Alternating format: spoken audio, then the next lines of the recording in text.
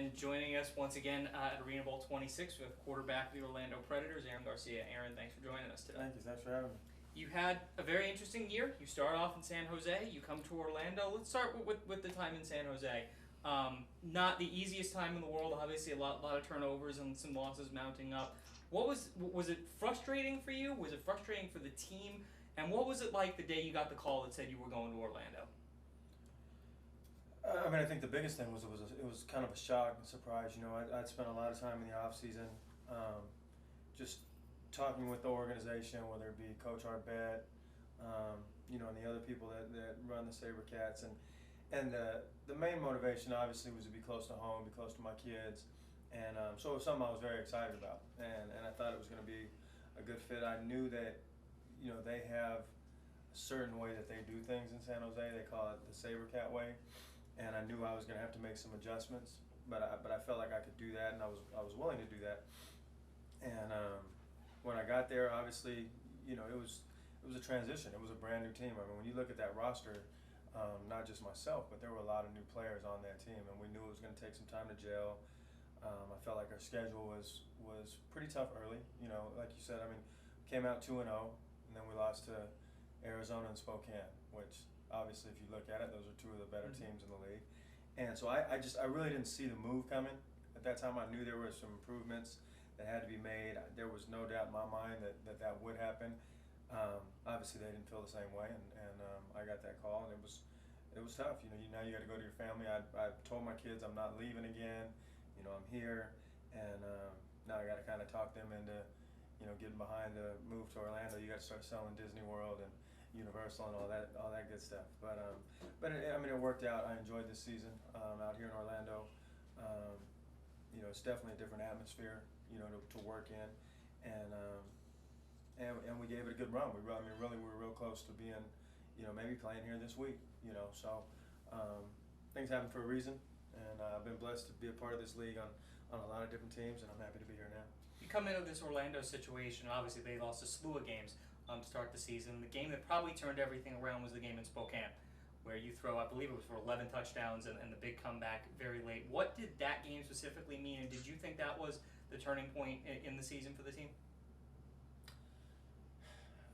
I don't know about the turning point. I was hoping so, and then we went through a couple ups and downs as the year went on. But I think we knew at that point that we had the ability to be contenders, and it was funny. That was the first time I'd ever dressed, and I had no backup quarterback. And at my age, that was a pretty bold move. And I think the first play of the game, I pretty much, just bruised a rib. Taking one of the hardest hits that I've taken in my career, which is saying a lot. And I don't know that if I have a backup quarterback, dressed, that I don't maybe come out of that game. I probably don't, just because I'm hard-headed, but I go throughout that game, and I'm thinking more about just getting through each play, and the next thing you know, it's an 83-82, ball game, one of the best, games I've been a part of, and I think just but watching my teammates afterwards and going through everything they had gone through, being 0-5, they had a lot of I think they didn't even have helmets and shoulder pads at the beginning of camp, so that was kind of a validation of where we could go, I think, and then. From there, we just had to continue to try and get better. It's ArenaBowl week, and obviously anytime we talk about this week, we're going to talk about the one throw that you made in your career. Take me through, you're in Arizona, you're in that Sharks huddle, from the time that you speak to Coach Moss to the time that Jerron Harvey catches that pass. What's going through your mind? Well, we call a timeout. Play before that, Jomo makes a great catch to get us in that position, and so we call a timeout. And conversation comes up. I think Marco Capozzoli actually, because they have those corner end zones, starts to walk out to see if we're going to call on him. And Coach Moss and I sit there and talk for a minute, and it was real brief as far as the field goal part of it was concerned. And then I just told him, I said, Coach, whatever you decide, I got you.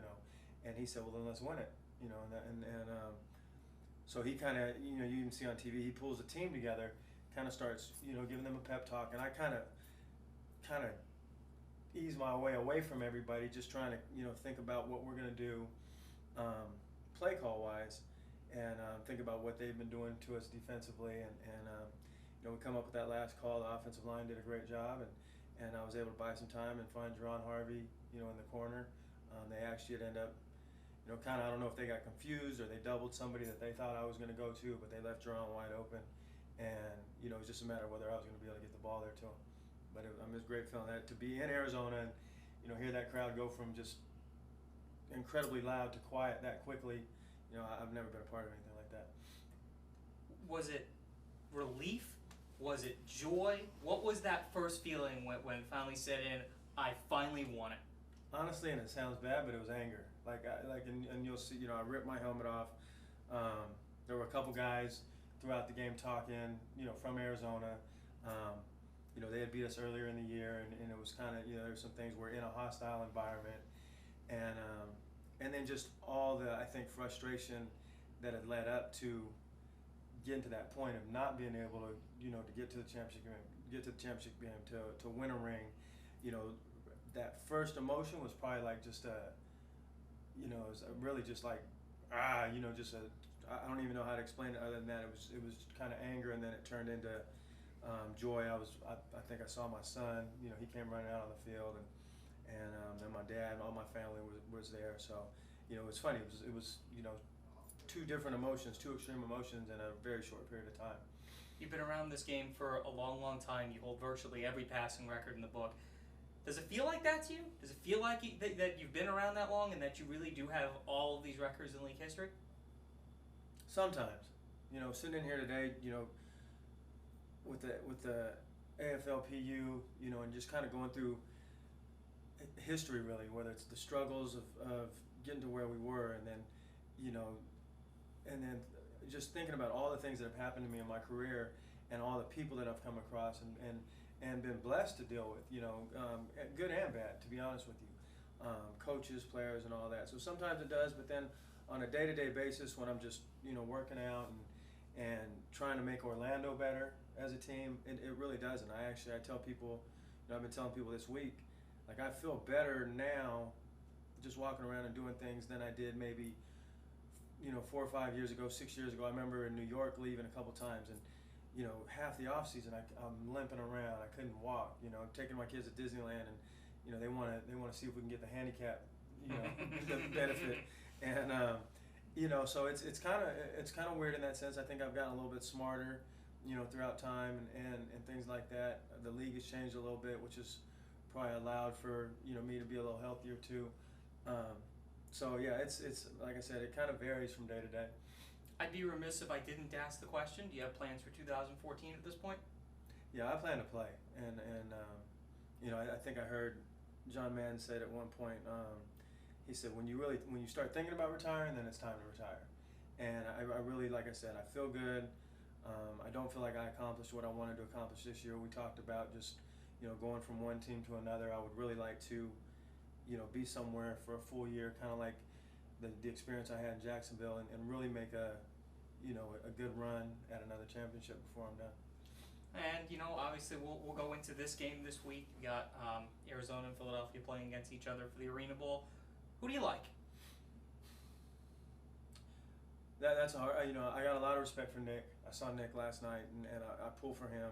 I feel like from a quarterback standpoint, if it's not going to be me, he's one of the guys that I would root for. On the other hand, now that I'm in Orlando, you hear all the West is so powerful, and the East is not, and so there's a side of me that would like to see Philadelphia win it as well. So I have some mixed emotions, because I still feel like when Philadelphia won it a couple years ago that we actually beat them when I was with the Dragons. So not that I hold on to things, but don't worry, we don't hold on to it either. But so yeah, I want to see a good football game. I think that was the best part of that ArenaBowl 2 years ago. I'm super happy that we won it, but just the way that game was played, back and forth the entire game. I mean, that's what I hope for, because I think that's what this league needs to continue to push us. We're being on CBS tomorrow. That's huge, and so if they can go out there and just put a great game on and show fans what arena football is all about. That'll be a big step. Once again, we've been honored to be with quarterback who's been around this league for a long, long time, and hopefully a long, long time into the future too. Yeah, we'll see. We've been with Aaron Garcia here at ArenaBowl 26. Thank you. Aaron, thank you so All much. right.